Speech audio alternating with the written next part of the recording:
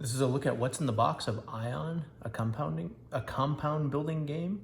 It includes the radioactive expansion cards in this case. And this is by Genius Games.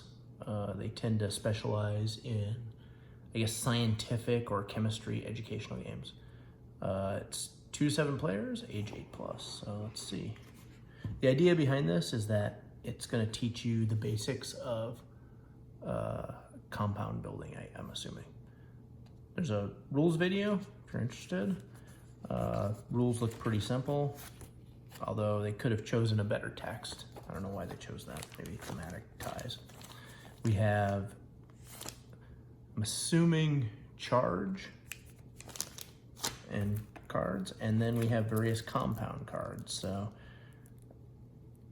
I'm not gonna take them all out, but basically, you know, hydrogen, H+, tells you some details on it, or thorium, which is radioactive, and I'm assuming you have to, I guess there's various compounds and ions, thus the name Ion. So there you have it. That is what's in the box of Ion compound building game. If you enjoyed this video, please like and please subscribe, and please take a look at our other videos. Thank you.